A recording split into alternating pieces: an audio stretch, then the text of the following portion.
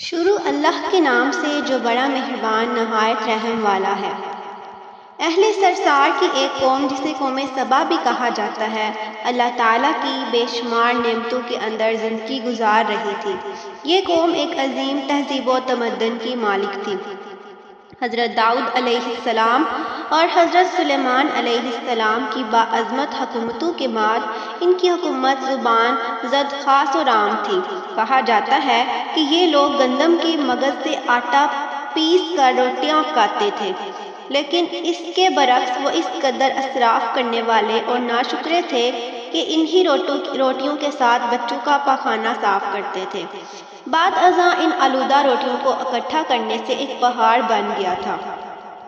پھر ایک صالح شخص نے وہاں سے گزرتے ہوئے ایک عورت کو دیکھا جو روٹی کے ساتھ بچے کے پہانے کے مقام کو صاف کر رہی تھی۔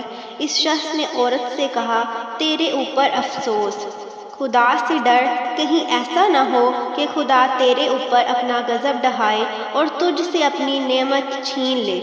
اس عورت نے جواب میں مذاق اڑایا اور مغرورانہ انداز میں کہا، جاؤ جاؤ، گویا مجھے بھوک سے ڈرا رہے ہو۔ جب تک سرسار جاری ہے مجھے بھوک سے کسی قسم کا کوئی خوف نہیں ہے۔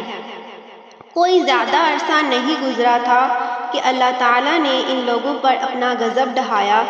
پانی جو کہ زندگی کی بنیاد ہے ان لوگوں سے چھین لیا، یہاں تک کہ قحط نازل ہوا۔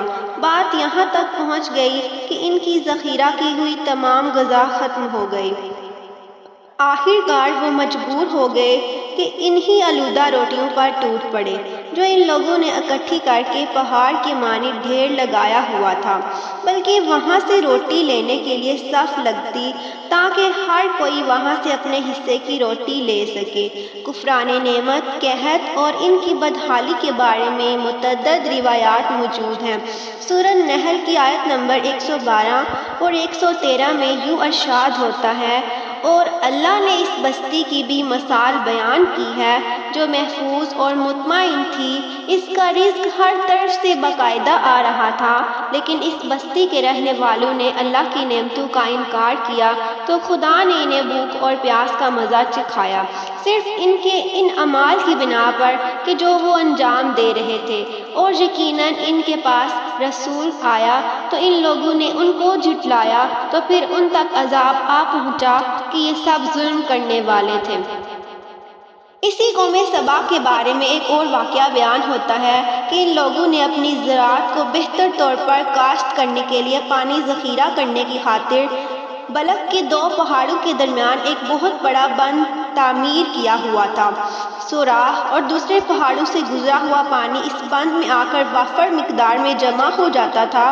قوم سبا نے اس پانی سے صحیح طور پر استفادہ کرتے ہوئے وسیع و عریض اور بہت سے خوبصورت باغات لگائے اور کھیتی باڑی کو رونق بخشی۔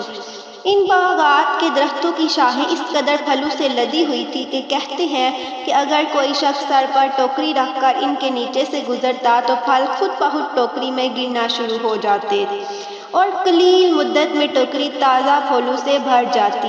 لیکن نعمتوں کی کثرت نے انہیں شکر ادا کرنے کے بجائے سرمست اور غافل کر دیا تھا، یہاں تک کہ ان کے درمیان بہت بڑا طبقاتی نظام وجود میں آ چکا تھا۔ ان میں سے صاحب اقتدار لوگوں نے کمزوروں اور ضعیفوں کا خون چوسنا شروع کر رکھا تھا، یہاں تک کہ ان لوگوں نے خدا سے ایک احمقانہ التماس کیا جس کا ذکر سورہ سبا کی آیت نمبر 19 میں ملتا ہے۔ انہوں نے کہا، خدایا ہمارے سفروں کے درمیان فاصلہ زیادہ کر دے۔ انہوں نے اللہ سے یہ التماس اس لیے کیا تاکہ غریبوں، بے نواح لوگوں، عمرہ اور ثروت مند ان کے ہمراہ سفر نہ کریں۔ ان کی خواہش یہ تھی کہ آبادیوں کے درمیان خشکی ہو اور فاصلہ بہت زیادہ ہو تاکہ تہی دست اور کم آمدنی والے لوگ ان کی طرف سفر نہ کر سکیں۔